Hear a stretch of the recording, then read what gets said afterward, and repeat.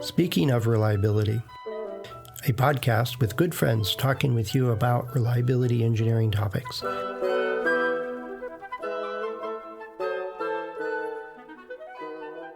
Welcome to Speaking of Reliability. This is Fred Schenkelberg. And this is Chris Jackson. And we're going to talk about politics and, debates from the left versus the right as it applies to the world of reliability. Well, yeah. What sparked this is that, I turn on the news in the morning and making breakfast, and it's politics here, there, and everywhere. And I saw a couple months ago that there was like a third of the world's countries or something like that are doing top level in elections this year. All kinds of, Britain went through one, France did a snap election,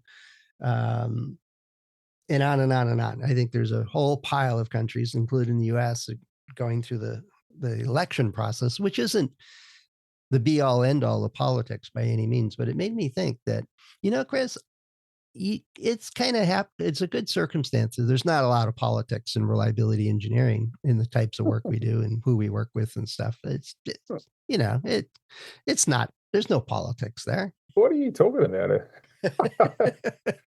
Look, I'm going to go to I'm presenting two tutorials at the Rams Symposium next year. Mm-hmm. And if you want to talk about politics, good Lord, that is, it's one of those scenarios where you just need to wait. And I'm not trying to be morbid or dark here. We're just waiting for a generation of power brokers to die and move on, because it's just the politics associated with symposium, and it's not just that symposium. Let's be honest; it's conferences and journals across the world.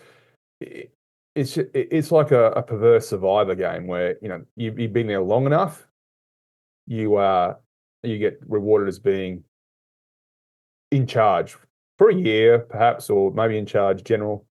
But the problem is that you have to be there long enough. You have to go through this ridiculous purgatory where you're not entitled or empowered to make changes.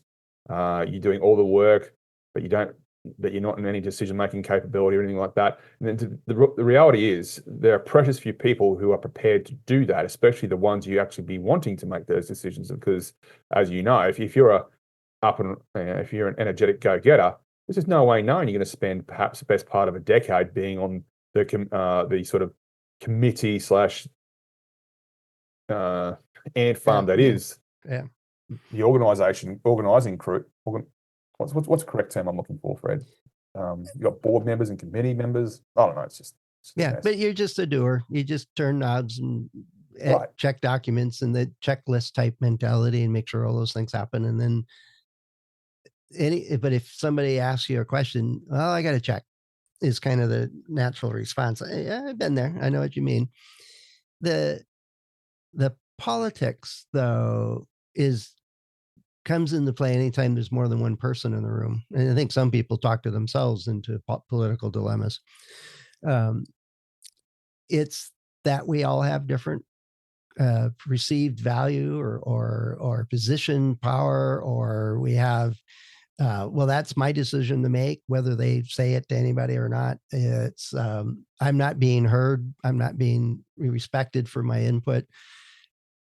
All of those things kind of lead to that inner office politics. Well, I need to do this presentation so I look good. Well, how about you do the presentation so that it actually makes a difference and people actually take action or, make a decision based on the quality of the information you have. Somebody's looking to get promoted, so they're going to, I'm using air quotes here, steal your idea and take credit for it. Well, if it gets it done, I'm good with that. The truth will come out eventually, one way or the other. Sometimes the best way to get rid of a bad actor or a bad boss is get them promoted out of your business. Get them promoted, help them find a new job in your competitor's organization. But there's politics about who gets to put their lunch on the top rack in the refrigerator. It's just what dealing with other people is. I don't think we can get away with it. Compound that is that oftentimes the reliability engineering team, especially in product development, is really looking for the lion's share of prototypes and has a lot of assets and in test facilities and equipment, um, we tend to command a good chunk of budget and or expect a good chunk of the budget. And that ruffles other feathers because why do you get all that fancy stuff? You know, so we are going to face, as reliability professionals, we're going to be knee deep in politics all the time. There's no doubt about it. So what do you do about it? Right. I think a more archaic approach, or at least it's called traditional approach, is that, all right, I'll wait this out and then I'll change the system from within. You know, this is crazy. So I'll do what I need to do to become a decision maker. And when I do, I'm going to make positive change. It just rarely happens that way because cultures are so pervasive. It's the way we do things. We've Right. always done it that way. That's really a lot of molasses up in around your knees when you're in that kind of organization. Right. And so you might, even if you're that person, you somehow endure everything you need to endure to become a board member. Well, you're just one board member. And if you are frustrated with your time because you want to make changes as that board member, then, by definition, you're going to be the first one who resigns and says, I'm done. All the other people who are comfortable doing nothing don't have the ability to, think outside the box and appear to be continually rewarded for it by being perpetual board members at this organization. Mm-hmm. They're the ones who are unlikely to resign. So it's just this natural self-regulating system where, unless there is dramatic strategic shock to the organization, you're done. It's just the way it is. It's just borderline impossible to change. Yep. You have to have that strategic shock. Even great historical leaders, there is often a strategic shock that sort of gives their rise to power, a context or a springboard or a platform that makes people gain attention. So, I mean, let's talk about Rams, for example. There was a time when COVID was happening where, they essentially lied to the people giving tutorials. And that year I refused to turn up because they essentially were asking us to sign documents that allow them to film our tutorials and sell them. And we said, no, that's not how it works. And we had, even though the document we were asked to sign had that clause in it, we would have verbal assurances that, no, even though it says that, we're not going to remove that clause, but we have no intention of doing that. Well, then take it out of there. And they couldn't. Right. Which they couldn't. They didn't. Of course, some people signed. And lo and behold, they recorded the tutorials and started selling them. Yep. It's just that, and there was no repercussions. You have a person in charge. It's very, very Boeing-like. You have a person in charge making these crazy decisions, which are going to cause long-term strategic damage. The loss of trust I have in the organization is just not recoverable anytime soon. You have an entire board sitting there doing nothing despite repeated pleas. Big Boeing again. And they're happy. They don't want to rock the boat. They don't want to. Yep. They love their exalted positions where they get flown around the country, get all the good suites. They're no longer doers, so everyone else is running around like a blue-ass fly. It's all bad. It's just a self-regulating system where mediocrity can reign supreme for the foreseeable future. Yeah. Now, on the job, conferences aside, and that's an extreme example, yet I don't think it's all that extreme. It's, if I go to, I'm in a program and we've got a new product coming out and they're going to make 100 prototypes and I say, I need 75 of them. If you want to start a political firestorm, ask for all the samples, Mm-hmm.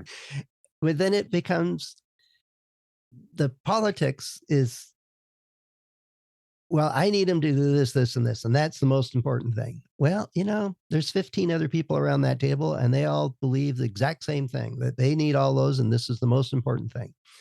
Sales is saying, if I don't get some prototypes in front of customers, we're never going to be able to sell these things. Well, that's bad. That's really, really bad. and on and on and on. Every team is going to have ramifications and justifications. And if we don't do this, it's, going to sink the company. It's going to be the end of the project. Well, yeah, okay. Let's all sit down and figure out what actually is necessary for us to all be successful. And Right. if it's more samples, then we got to come up with a way to do that. If it's sharing samples, we got to do that. If it's, doing trade-offs, well, you won't get any test results. Well, we'll live with that.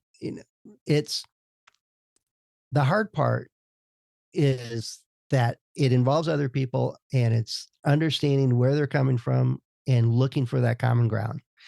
That's politics in the best possible context of the word. It's not entrenched. It's not always this way and everything else. And yeah, you're going to be in some organizations where they're just not going to, whoever they are is on the other side of the table from you, is just not going to listen. And this is the way we always do it. Go back to work. You're not influencing this. Well, you can choose to leave, or you can choose to do what you're told, or you can, look for those common grounds and make a change. Yet we are going to run into politics, meaning other people, and whether it's compromise or dominance or whatever it is we get the choice. Do we play by the game, the unwritten rules that exist, or are we going to actually look for those places where we can really make a difference across organizations? And so it's that win-win that so many negotiators talk about. Right. And I think you're also describing the politics of the big corporate machine company. And there's plenty of them as well. Mm-hmm. Again, you have when success and failure. Yeah, I remember one organization I was working with. There's a big push to win a huge contract with a military customer, and it was insane. It was some of the stuff that's being written was just nonsense. Then, being an ex-serving member myself, I could just see that you are writing dribble. This is written by someone who's being paid a lot of money, who's never spent a day in the military, just making up stuff as if, it was bad. But it was months worth of effort. There's tens of hundreds of people working on it. And it was arguments and back and forth. And it was just so much effort went into a mediocre attempt to win business. And it was essentially trying to put lipstick on a pig, trying to take a product that was existing, make some very superficial changes, and pass it off as being completely tailored to, the wannabe customer.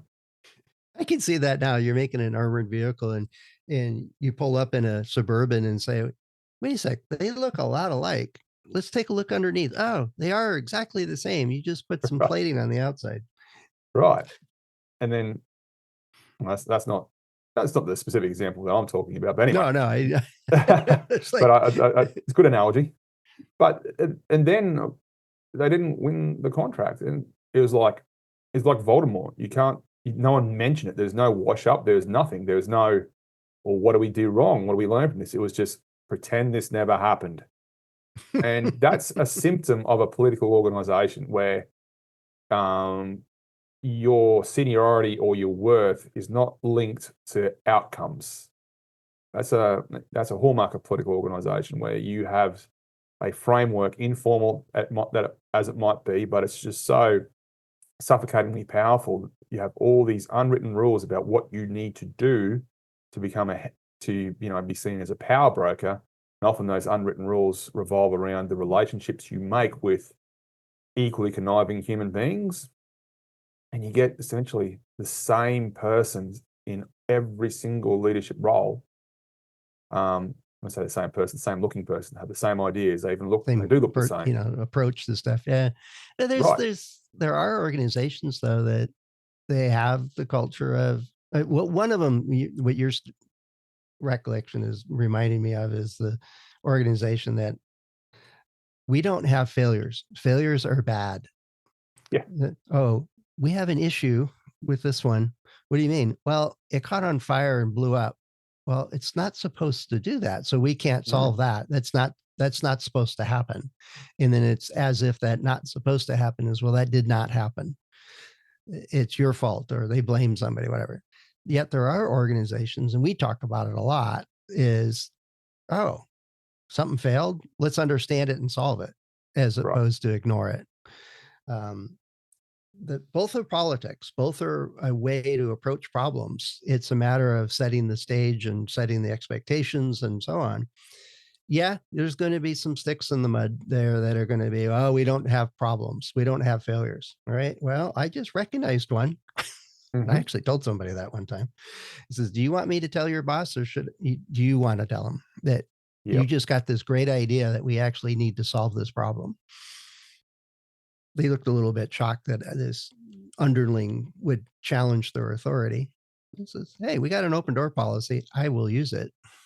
Hmm. you know, But oh, no, yeah, no, the open door policy is not really open. You have to come through me, and I don't give you my permission to do that.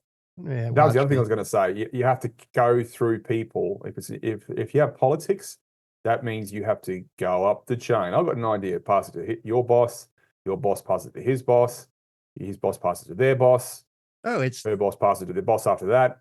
And so you have 4 or 5 people who need to be explained and re-explain a concept they've known nothing about, then make a decision about whether it's good or bad. And there's 4 or 5 chances of it not getting through. And when it does get presented to the big boss, the decision maker at the top, um, it's eh, that whisper in the air chain yeah, thing we did as kids, and it has nothing to do with the proposal that we're making. yeah, absolutely.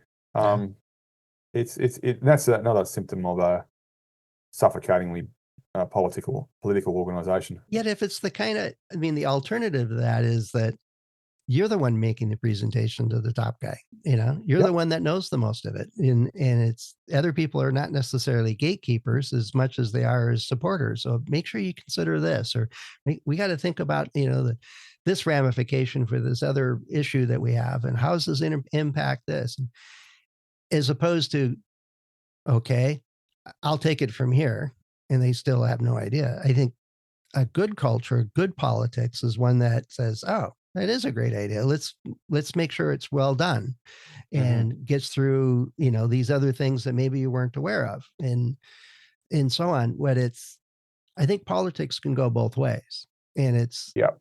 it's a choice within an organization. Um, Unfortunately, I think the scenarios you're painting do happen. And I've run into plenty of those. And yet I also contend that there are organizations that, from a reliability point of view, it's like, oh, we celebrate failures. We need to understand them and solve them. And we don't ignore the one off things or hard to replicate stuff, because they will show up later. Yeah, it's still a trade off. It's still a balance. You don't get all the protos you want. You don't get all the samples you want. You don't get the whole budget and stuff like that. Yet that's okay. I understand why. It's not just because Sarah said so. It's because these are trade offs, and we need to also focus on actually being able to sell this thing. Those kinds of things. It's The politics can be bad, and you can run into an organization and try to play that game and hope it works out, or you can find an organization and support the good politics of the, Right. let's work together and support each other and get a good product out there for our customers. Well, just um, because you have hierarchy doesn't mean it's political. I mean, right. hierarchy is the hallmark of a political organization, but hierarchy, you can have a hierarchical chain of command, which is, like you said, cheerleaders, supporters say, that's an awesome idea. You should go tell that to Simon or Sarah, whoever's in Yeah, let charge. me give you an introduction, kind of thing. Yeah. That's, there's plenty of organizations like that as well. So just because there's hierarchy doesn't mean you're doomed to this political quagmire that I suppose we've been railing against for the first part of this conversation. Well, we need to come up with another character for your animations and webinars, Chris. And the ponderous professor is the what would it be? The political That, demigod. yeah, actually, that's not a bad one. So, I mean, the three enemies, main ones, there's actually 5 as of right now, but well, Mhm. there's a few more than that, but there's a few sort of Auxiliary characters. yeah, yes. The main one's the ponderous professor, the infant manager who wants the wrong thing fast, and the process seller. And I don't think we need to spend too much time describing those. No. The next two on the list are the not me engineers. The reliability guy who says that's quality control every single time, Yeah. and the quality guy who says that's a reliability issue or design issue every single time. Hmm. So the not me engineers are sort of a package deal, but their numbers 4 and 5. But yeah, the sort of political A demagogue is another one that isn't really interested in making things better. They're interested in being perceived to be more competent in whatever informal rules exist for the purpose of progressing And their take no careers. responsibility for anything. Right. Yeah. No, there's plenty out there for that. I think the bottom line is that wherever we work or whatever organization, conference, submitting a paper for publication, um, talking to friends in the backyard at a barbecue, dealing with other people involves politics, good or bad. And it's recognizing that it's occurring and what your ability is to influence the nature of the politics, whether it's supportive and collegial, or is it uh, silos and barriers, is really up to a lot of us individually. And it's working and supporting other people of like mind. And hopefully you choose the kind that's actually a whole lot more pleasant to work in and work with, is the positive and supporting type stuff, and looking for those the meaningful compromises and so on. It will exist. There's no doubt about it. And apparently a good part of the world's population gets to go out and vote this year at one point or another. So hopefully you do partake in whatever political system you've got involved within your sphere and your influence. But I remember, Chris, a quote I heard a long time ago is, all politics is local, or it was something to that effect. If you really want exciting stuff, go to your town council meeting, kind of thing. That's where politics gets real, because that affects you and your family directly. But hopefully your work politics doesn't overflow into your family life and home life and stuff like that and so on. Or if it's very supportive, then it should come across. But it's going to happen. There's no doubt about it. So if you're listening to this and wondering what in the world we're doing talking about politics, let us know. What are your questions or thoughts on it? What do you do to suss out the nature of the game that's being played in your organization, and how do you influence it or change it or adapt to it? What's your experience? What's your experience with working with other people? Let us know. Head over to shendoreliability.com/go/SOR. And you can find a couple of ways to get in touch with us there. Chris and I and the other hosts of the show are available on LinkedIn and our About pages. And by the way, Chris, I think this is, if my little list here is correct, is our episode 998. Oh. So we're getting close to rolling over to 4 digits. Good Lord. Yeah, you get a pay raise too. Big day. Oh, you gonna double it? Yeah, easy. 2 times 0. No worries, mate. All right. Well, thanks so much, Chris, indulging me on this political one. I know it exists. We all have to deal with it one way or the other. Absolutely, Fred. Well, always a pleasure talking about these things. And hey, maybe we've helped 1 or 2 people out there. Yeah, that's the idea. All right. Talk to you soon, Chris. Take care. Cheers. See ya. Thanks for listening to Speaking of Reliability. We invite you to join the conversation. If you have a question or a topic that you think we should discuss in a future show, please let us know.